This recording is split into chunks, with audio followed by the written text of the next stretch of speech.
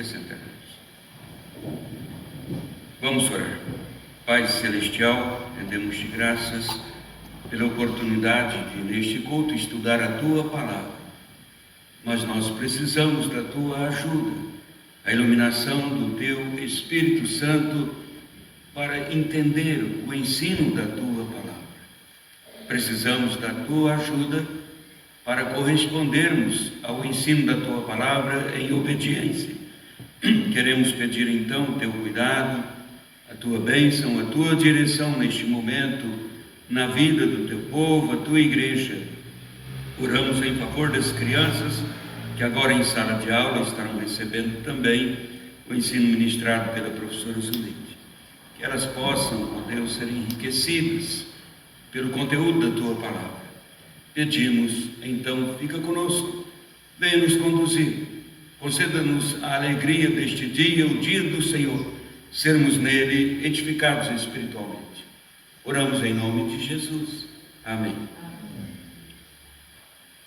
A força do homem nada faz, sozinho está perdido, mas nosso Deus socorro traz. Em seu Filho escolhido, sabeis quem é Jesus, o que venceu na cruz, Senhor dos altos céus, e sendo o próprio Deus, triunfa na batalha. É o que Lutero escreveu quando estava, conforme os relatos da enologia, ele estava naquele castelo, escondido, depois da Dieta de Worms ali na Alemanha, então, porque ele não retratou as teses dele, que ficaram expostas na época, publicadas, né? E ele então teria que dar explicações e retratar as afirmações teológicas dele, e ele disse, não é bom o homem contrariar a sua própria consciência, e por isso ele foi então ajudado por pessoas nobres também ali, que viabilizaram o seu refúgio. E lá ele escreveu, mas o castelo forte é Deus, é nele que eu tenho segurança. Irmãos, já há alguns domingos nós estamos estudando os 5 solas. Começamos então a falar aos irmãos sobre a reforma religiosa, estudando somente Cristo, somente as Escrituras, somente a fé, e por último, Soli Deo Glória, foi o que estudamos no domingo passado. Mas como esta semana, 31 de outubro, lembra a reforma protestante, estamos hoje celebrando e fazendo esta comemoração, então, da reforma religiosa do século XVI. Entre os muitos temas, seguir buscando o sacerdócio universal de todos os que creem. E quero, irmãos, que entendamos a graça de Deus agindo através daqueles homens, Lutero, Calvino, seus assessores, todos teólogos, lutando contra o sistema, tanto político quanto religioso, em especial na época, uma estrutura que já então fazia cativo um povo, mas eis estes reformadores trazendo as Escrituras, e tão somente as Escrituras para o povo. Enfim, a palavra final tem que ser mesmo a palavra de Deus. E dos seus ensinos, então, nós temos um tópico maravilhoso que é o sacerdócio universal de todos os que creem. Acho um tanto pertinente, mas ao mesmo tempo parece que nós não estamos entendendo como igreja hoje a profundidade do significado desse sacerdócio universal de todos os fiéis, todos os cristãos, todos os que confiam em Cristo Jesus. Mas o que é o sacerdócio? O ofício sacerdotal, conforme o Antigo Testamento era exercido por uma tribo do povo de Deus, uma tribo selecionada por Deus mesmo, era a tribo de Levi, e era uma forma em que Deus estabelecera para orientar o seu povo quanto à sua presença, o seu relacionamento, o relacionamento do povo com Deus mesmo, através de um sacerdócio estabelecido por Deus. E estes sacerdotes eram da tribo, só podiam ser da tribo de Levi. Quando chegamos no Novo Testamento, nós encontramos Cristo Jesus ocupando essa função sacerdotal. Aliás, Cristo, ele ocupou a função de sacerdota, profeta e rei. Estes três ofícios do Antigo Testamento, eles são agora colocados em Cristo Jesus, eles são cumpridos em Cristo Jesus. Então, em Jesus, no Novo Testamento, nós encontramos o sacerdócio e a função sacerdotal nele. Mas é impressionante, estudando o Novo Testamento, notar que Cristo, ao assumir esta função sacerdotal, ele compartilha com todos os que professam a fé nele, ele compartilha esta função sacerdotal, ele compartilha o sacerdócio. Os teólogos, então, eles, como reformadores, não objetivaram criar uma nova igreja, como muitos entenderam. Está surgindo uma nova igreja. Não, os reformadores não fizeram isto. Os reformadores passaram a ensinar e defender com muita ousadia, com muita precisão, sob o poder de Deus, é claro, passaram a ensinar as doutrinas das Escrituras Sagradas. Daí surgiram os solas, onde temos o sola Escritura. Os reformadores não mudaram a opinião sobre as Escrituras. Então a reforma é desencadeada em cima da busca que os reformadores fizeram, encontrando nos chamados pais apostólicos, que estavam muito próximos dos apóstolos, nos seus escritos, os teólogos então chamados pais apostólicos, e desencadearam um novo ensino para a igreja. Eles contrariavam com isto aquele sacerdócio que já era então calcificado na igreja naquela época, ou seja, no século XVI. A igreja estava refém de algo atrofiado, algo errado no ensino teológico sobre o povo de Deus. Então surgem os reformadores dizendo que há um sacerdócio universal. Todo cristão agora é um ministro, diáconos, é um ministro, é servo de Cristo Jesus neste sacerdócio. Mas nós podemos ver inicialmente Cristo como o sacerdote único para sempre. Todas as atividades sacerdotais que nós encontramos então no Antigo Testamento, todo o trabalho que o sacerdote fazia ali no Antigo Testamento, no templo, quem lê o Antigo Testamento sabe como é.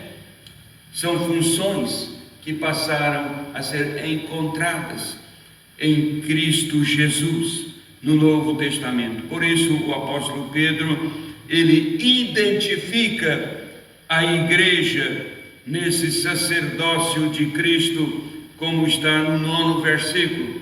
Vós, porém, escrevendo a igreja, o apóstolo Pedro diz, a igreja, vós, porém, sois raça eleita, sacerdócio real, é assim que ele diz, nação santa, povo de propriedade exclusiva de Deus, a fim de proclamardes as virtudes daquele que vos chamou das trevas para a sua maravilhosa luz. É assim que a igreja desempenha esta função que ela recebeu como sendo compartilhada por Cristo Jesus, esta função sacerdotal. Vós sois raça eleita, e diz sacerdócio real no reino de Cristo. O cristão, ele recebe esta filiação, ele faz parte agora do reinado de Cristo Jesus, e portanto o seu sacerdócio é um sacerdócio real. Paulo ensina com muita clareza também o sacerdócio de Cristo quando ele escreve a seu filho na fé, a Timóteo, dizendo: porquanto há um só mediador entre Deus e os homens, Cristo Jesus, que se fez homem. Cristo é então, irmãos, o único mediador entre Deus e os seres humanos. Ele é o representante de Deus junto aos homens. Ele é o representante dos homens junto a Deus. Então isto é tão simples. A igreja aprende isso na infância, na escola dominical, no catecismo, na confissão belga, fala sobre isto. Nós estudamos, nós aprendemos, mas isto vai ficando tão comum, tão simples, que nós esquecemos de notar quão grande é esta dádiva, quão grande é esta riqueza, este presente. Isto custou a vida de muitos cristãos, teólogos reformadores no século XVI, que tiveram que desdobrar noite e dia sob perseguição. Isto não lembrando o início da igreja e a perseguição também, para manter estes valores outorgados por Deus ao seu povo, dentre o qual o povo está a igreja. A igreja recebe esta dádiva de Deus, e nós conhecemos, claro, sabemos, mas temos que trazer ao púlpito sempre, porque nossa tendência humana é esquecer, ou então vamos convivendo e transformando o sagrado em comum, em simples na nossa vida. São dádivas celestiais para o sustento da nossa vida cristã, para a convicção da nossa salvação, porque quer queira ou não, um dia enfrentaremos o desafio cruel da morte. Mas qual é a base da nossa vida? Como vamos passar pelos vales difíceis em nossa vida, se nós nos tornamos agora pessoas simplistas, ou então fazendo simples o presente de Deus, a dádiva de Deus? Como fazemos isso? Nós não podemos, não é comum. Precisamos nos apegar, precisamos recordar as Sagradas Escrituras. Por isso o cristão, quando ele ouve só na Escritura, não quer dizer que é só a Escritura no sentido teológico, no sentido doutrinário, é isto, mas é também no sentido de aprendizado, de leitura, diariamente, em casa, pais, filhos, todos lendo a palavra de Deus, entendendo de fato, aprendendo mais sobre a pessoa gloriosa de Cristo Jesus. Ele é o nosso representante junto a Deus, como é o representante de Deus junto à igreja, junto ao povo de Deus. Ele é, ao mesmo tempo, então, este sacerdote e também a oferta em sacrifício.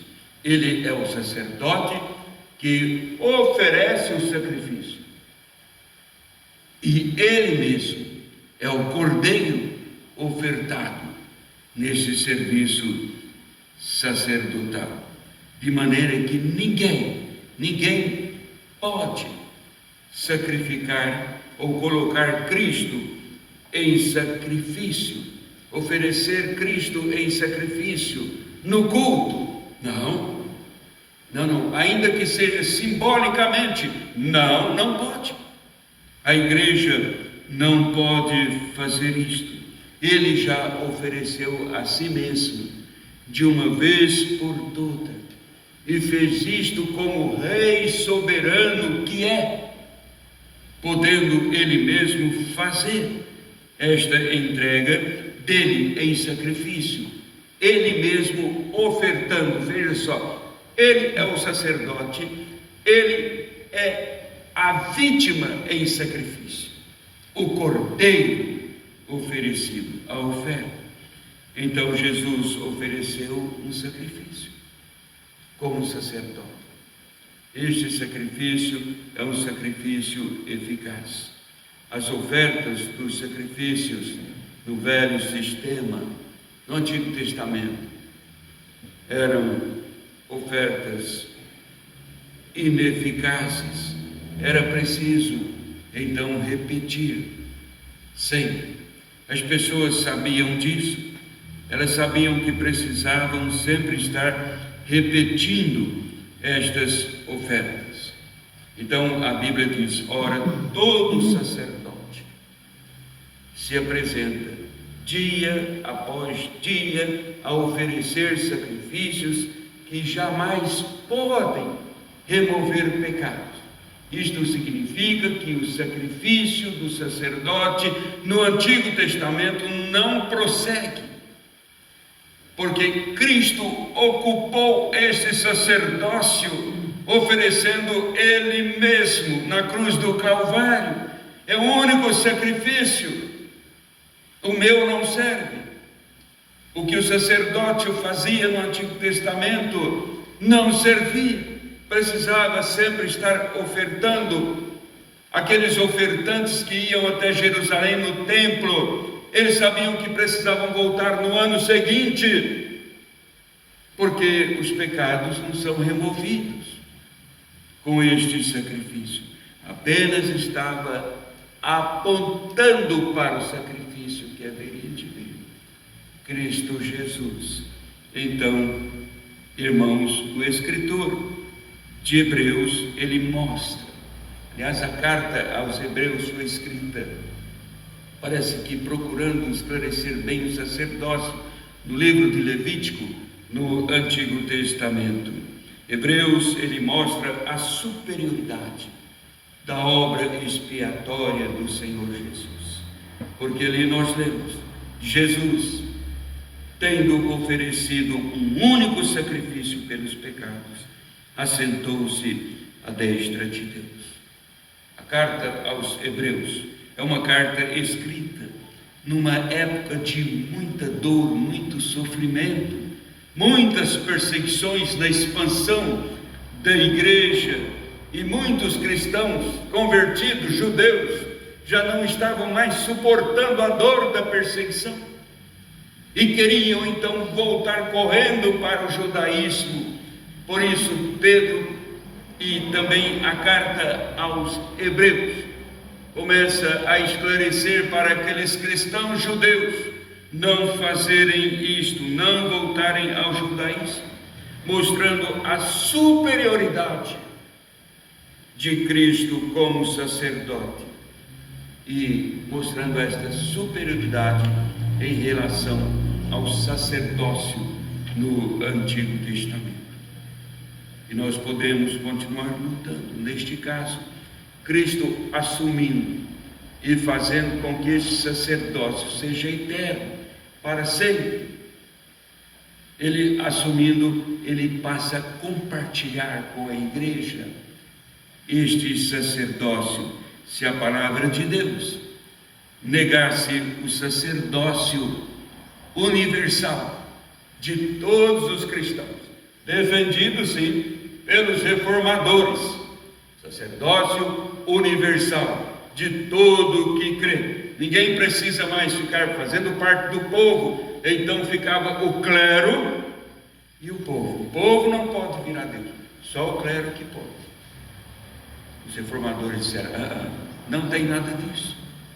Isto está negando todo o sacrifício perfeito de Cristo Jesus. Não pode ser assim. Todos os redimidos em Cristo Jesus são ministros, são servos de Jesus. Isso é a palavra de Deus. Negasse este sacerdócio universal de todos os que creem, como poderíamos, irmãos, ler o que o autor de Hebreus diz? Tendo Jesus, o Filho de Deus, como grande sumo sacerdote, então acheguemos junto ao trono da graça para receber misericórdia, porque Jesus, Ele, Filho de Deus, é o grande sumo sacerdote.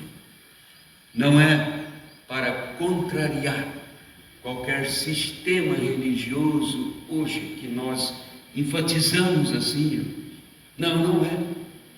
Mas é porque a palavra de Deus traz este ensino de modo muito claro, desenvolvido pelos teólogos da Reforma, e então tornando cada vez mais robusta a sua sustentação como fundamento na própria Escritura Sagrada. Como podemos então, quais cristãos, nos esquecermos desta dádiva celestial? Por outro lado, como nos aproximarmos de Deus? Pois lemos no Antigo Testamento, só o sacerdote podia fazer isto, e fazia porque era consagrado ainda mais, era consagrado pelo próprio Deus para esta função de representar o povo. Ora, nós podemos fazer, porque Cristo trouxe então para nós a igreja dele. Ele trouxe um novo relacionamento com Deus em Cristo, grande sacerdote. E a oferta que fez ele de si mesmo é uma oferta eficaz, sendo ele o Cordeiro que não está morto, mas o Cordeiro vivo. Então nós temos agora um novo relacionamento, temos agora um vivo caminho, como lemos sempre lá em Hebreus. O autor de Hebreus diz: em Cristo temos sim novo caminho, um caminho vivo de acesso a Deus. Nós lemos, tendo intrepidez para entrar, olha só, no santo dos santos, pelo novo e vivo caminho que ele, Cristo Jesus, nos consagrou. Todo cristão agora pode, todo cristão deve aproximar-se com confiança, deve sim aproximar-se com certeza, com segurança, porque a palavra intrepidez sugere essa ideia de segurança, de certeza, de confiança na aproximação de Deus. Nós pregamos aqui dias atrás falando de Uzá, que tocou na arca e Deus o puniu e ele morreu na hora. A arca ia cair do carro, os bois tropeçaram, ele foi fazer algo benéfico até. Então as pessoas têm receio na aproximação de Deus. Ora, eu olho para mim mesmo e digo: como posso eu aproximar-me do Deus santo e poderoso? Mas pode, porque Jesus abriu um novo caminho, um caminho vivo, ou seja, ele é o Cordeiro que foi morto, mas ele está vivo. O Cordeiro que ofereceu a si mesmo está vivo. Então a igreja encontra agora um novo relacionamento com Deus, não pelo sacerdote que oferecia uma vítima, oferecia o sacrifício primeiro por ele mesmo e depois pelos pecados do povo. Mas agora Cristo fez isso definitivamente. E por Ele, o Cordeiro vivo, é que nós nos aproximamos do Deus vivo. E então, em Hebreus, sempre nós vamos achar o lugar santíssimo do templo, o Santo dos Santos, onde entrava só o sacerdote, o povo ficava de fora. E é curioso, irmãos, porque o povo do lado de fora, só o sacerdote entrava e não acontecia nada com ele. Mas se um curioso entrasse lá, era passível de punição de Deus. Quando Jesus foi à cruz, o véu que separava este lugar rasgou de alto a baixo. Então agora todo que crê pode entrar à presença de Deus, ali no Santo dos Santos. Símbolo da presença de Deus era o templo. Agora todos podem entrar, porque temos agora um novo caminho, Cristo Jesus. É um equívoco grande e prejudicial que esse sacerdócio que Cristo compartilhou com a sua igreja, compartilhou conosco. E quando lemos ou estudamos, aprendemos da reforma, esse posicionamento que a igreja na época não aceitava. Este posicionamento do sacerdócio universal de todos os que creem, dizendo: cada cristão pode chegar à presença de Deus. Temos prejudicado a nós mesmos quando nós pensamos que esta aproximação, agora eu posso fazer uma oração a Deus em nome de Jesus, e pensamos que é somente a oração. Não, o sacerdócio, naquela época no Antigo Testamento tinha um sacerdote, mas também o povo orava. Vamos ver no Antigo Testamento o sacerdócio, e vamos encontrar a oração de Ana, vamos encontrar o servo de Abraão orando, não é assim?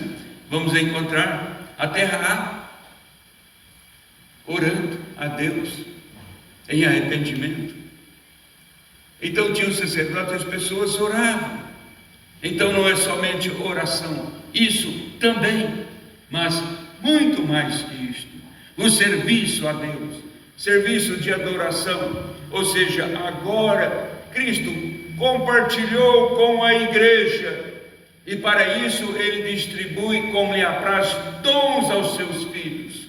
A igreja precisa desenvolver este sacerdócio universal, pensando: mas o que eu posso fazer para o meu Deus na sua igreja? Como vou servir neste corpo de Cristo, a sua igreja? Nós devemos, irmãos, valorizar o que Cristo fez por nós. Precisamos amar o que Ele compartilha conosco do seu sacerdócio eterno, este sacerdócio único, para podermos honrar o seu presente, honrar a sua dádiva. Então, apeguemos mais e mais a sua graça, a sua misericórdia. Vamos nos apegar mais e mais ao seu sacerdócio, e vamos servir em adoração. O culto, ele precisa ser sempre honrado por aqueles que creem em Cristo Jesus, porque é um ato de adoração, de louvor, de exaltação a Deus. Vamos cantar o hino 367, hino 367, Salvador bendito.